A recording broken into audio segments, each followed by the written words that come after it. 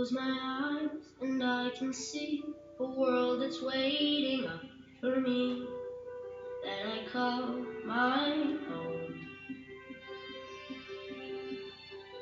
Through the dark, through the door, through where no one's been before, but it feels like home. They can say it all sounds crazy. They can say I've lost my mind. I don't care, so call me crazy. We can live in a world that we design. 'Cause every night I lie in bed, the brightest colors fill my head. A million dreams are keeping me awake. I think of what the world could be, a vision of the one I see. A million dreams is all it's gonna take. A million dreams for the world we're gonna make.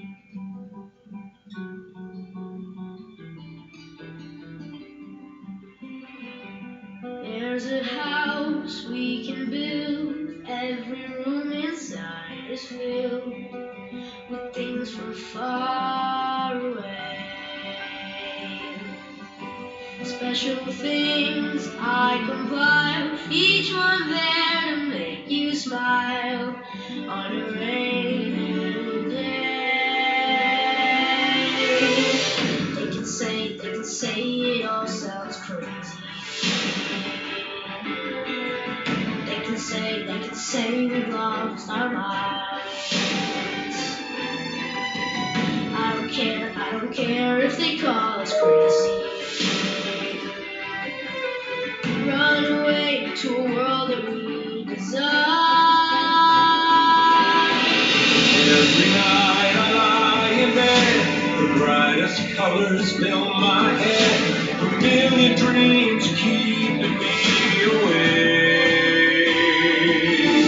I think of what the world could be, a vision of the one I see. A million dreams is all it's gonna take. A million dreams for the world we're gonna make. However big, however small, let me be part of it all. Share your dreams with me. You may be right, you may be wrong, to say that you're bravely alone. To the world you see, to the world I close my eyes to see. I close my eyes to see. Every night I lie in bed, the brightest colors fill my head. A million dreams are keeping me. A million dreams, a million dreams. I think of what the world could be, a vision of the one I see. A million dreams is all it's gonna take. A million dreams for the world we're gonna make.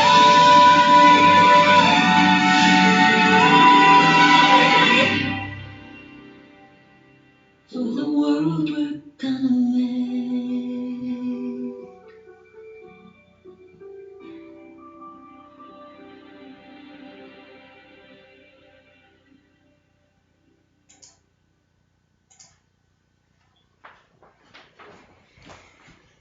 Good morning, Tamside. It's been so great to see lots of you this week for our transition days. You've all grown so much, got so tall. Lots of the current year 5 children, I think are nearly taller than me now as well. And we really hope that you enjoyed your day back at school. We love seeing you. Mr. Gunn even said that he'd never been asked for a rubber so politely in all his years of teaching year 6. So well done to his new year 6 class. You're obviously going to be brilliant role models in September. One of the other highlights of my week has been watching Nate and Junaid. They filmed themselves on Monday, making their own version of one of my assemblies with the music, and then they read a book. Boys, you've got presenting talent. And today, my story in assembly is about plastic, as you can see from the question behind me, because actually in the news and social media, I've been concerned about the discarded masks, the coronavirus masks, which have been washed up on the beaches in Hong Kong. I'm sure lots of you have seen this picture already. We make things like plastic bags and to be helpful, and these corona masks are to help keep us safe.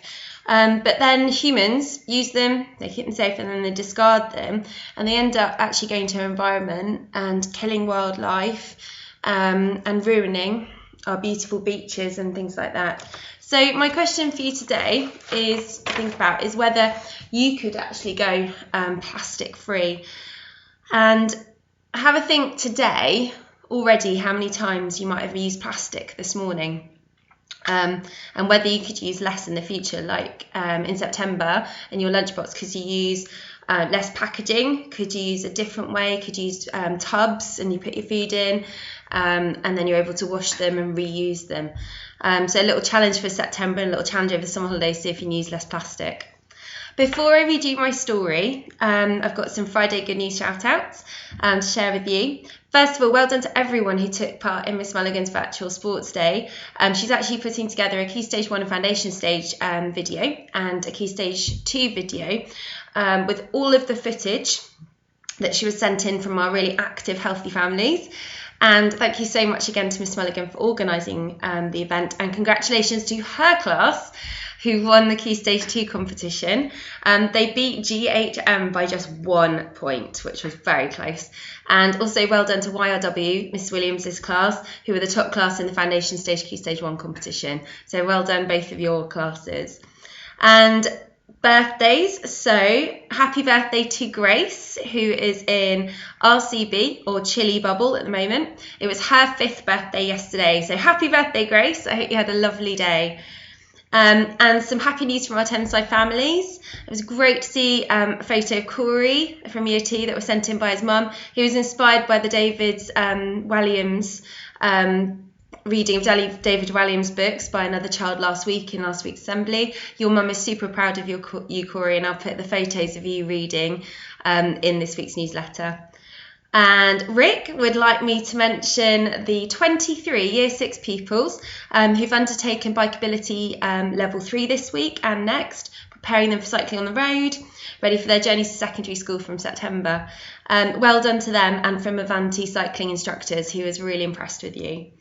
And your parents, Romy and Zach Moyes, you have been fantastic. Your parents are so proud of you because you got distinction in your grade 1 theory, and both sets of your parents couldn't be prouder of you both. So well done, Romy and Zach.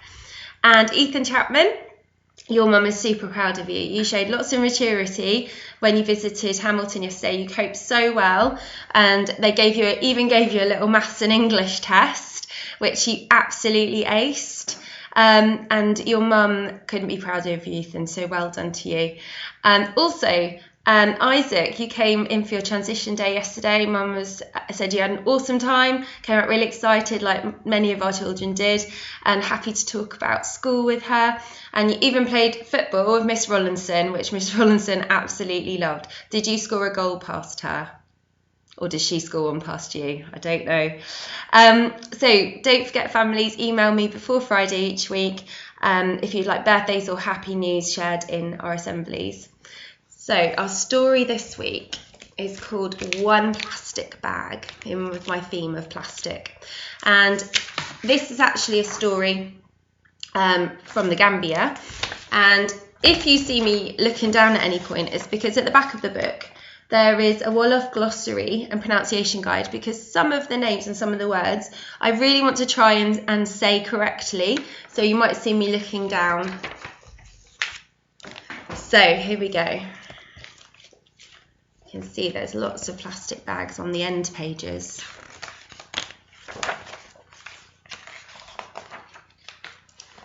So, Istatu walks with her chin frozen. Fat raindrops pelt her bare arms. Her face hides in the shadow of a palm leaf basket, and her neck stings with every step.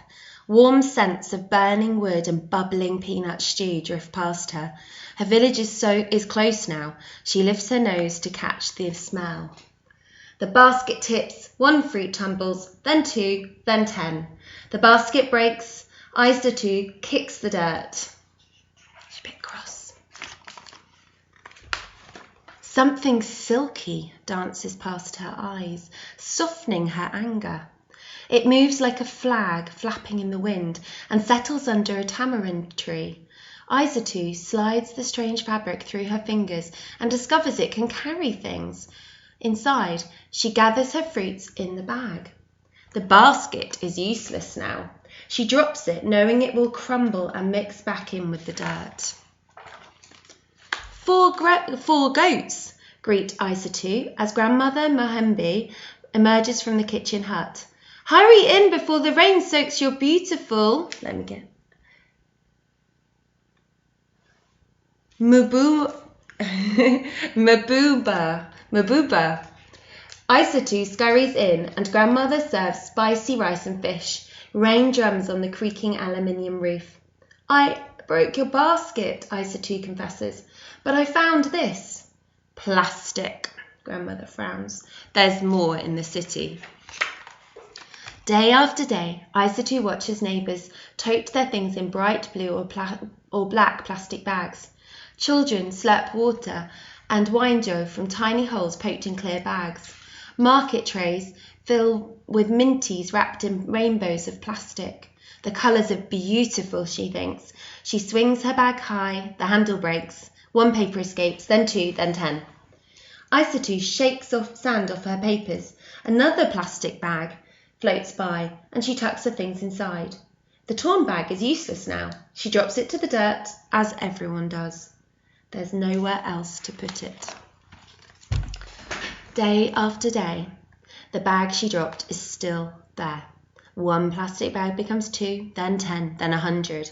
Plastic isn't beautiful anymore, she thinks. Her feet step down a cleaner path, and the thought floats away. Years pass, and Istatu grows into a woman. She barely notices the ugliness growing around her until the ugliness finds its way to her. Istatu hears a goat crying and hurries towards Grandmother's house. Why is it tied up? Where are the other goats? Inside, the butcher is speaking in a low voice. Many goats have been eating these, he says. The bags twist around in their insides, and the animals cannot survive. Now 3 of your goats and so many other goats in the village have died. Grandmother Mahembe's powerful shoulders sag.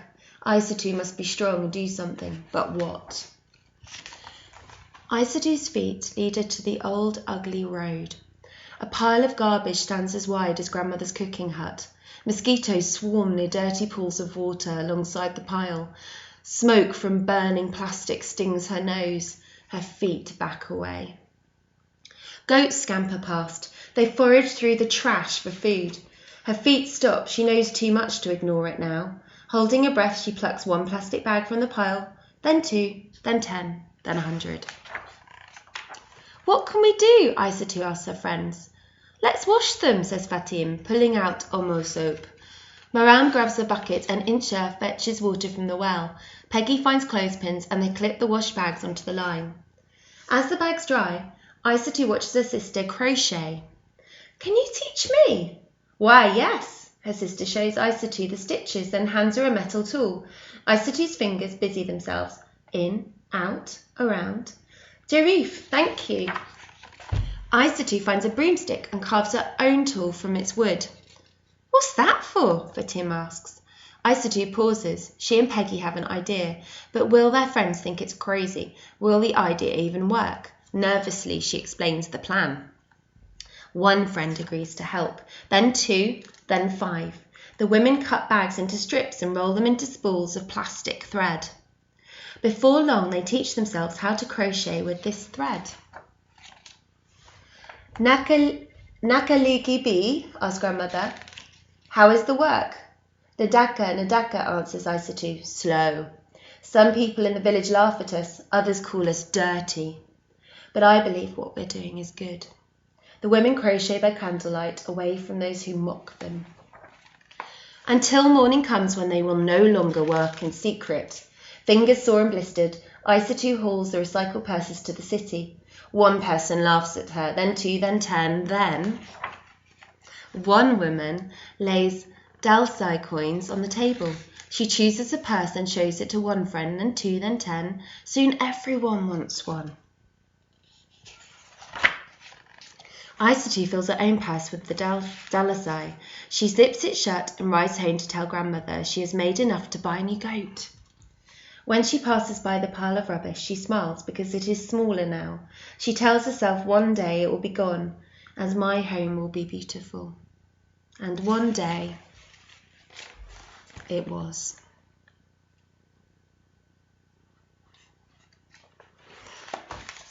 So, just like the story of Emmanuel that I told you, this is also a true story about Isatu. And there is a picture of Isatu at the back that I will show you. There she is there. So she actually made a big change and a big difference to the area that she lived in through having an innovative idea. So an absolutely inspirational true story. So one person's actions can actually make a big difference to the world. What do you think about the question today then? Could you go plastic free? Or could you at least try maybe to use a little less? Because how long do you think plastic bags last once they're thrown away? Have a guess. How many years do you think plastic bags last for? Okay, so it can take up to 1,000 years for a plastic bag to break up and go back into the earth like her basket did. They go almost straight away back into the earth. But a plastic bag can take almost 1,000 years. So if you throw a plastic bag away today, even in the bin, not just let it go, I'm sure you wouldn't do that, it will exist polluting the planet until the 10th of July in the year 3020. So that is a long time for that plastic bag to exist. But there must be other ways. Some shops now are making biodegradable plastic bags which break down much more quickly than that. And other people take bags with them that they can reuse, and they're not made of plastic, but they might be, but they reuse them every time they go, so they're not buying another plastic bag, which is fantastic. So because the other terrifying thing is that actually every second 160,000 plastic carry bags are made every second. So that's 12 minutes on average use per bag for 1,000 years of pollution. But yeah, in the world, I cannot believe how many plastic bags are made. So if we don't do something about this, landfills, where the holes where all our rubbish goes when you throw it away, they're going to be full, and the world will be full of plastic. Just like in Isatu's her world, her community, the floor started filling with plastic and killing the goats. So next time you go shopping with your parents, see if you can remind them to take a bag, or you be responsible for that. Take a bag that you can fill and take each time you go instead of getting another plastic bag. And my Friday mission for you is to see if, like Isatu, see if you can be creative like her. So she made those purses out of plastic, out of crocheting it. See if you can make something creative out of a plastic bag or a few plastic bags, and try selling. We're really good in this country. Lots of people are good at reusing plastic bags, but what about recycling them, changing them into something different and something exciting? Maybe you could use plastic bags to produce some artwork, maybe outfit or some clothes. I saw on when I was looking into this, I saw someone had actually made their own wedding dress using white plastic bags, which was amazing. Maybe you can make a jewelry item or a wristband, a friendship band. decoration, kite, a coaster, anything creative you can think of. So if you're able to make something out of a plastic bag or several, if you do manage it, get your parents to email me a photo, because I'd love to see your creations and see what you make. So can you do this challenge? Can you make something creative? And if you do, let me know about it. So I hope you've joined us today's assembly, and I look forward to you tuning in again next Friday.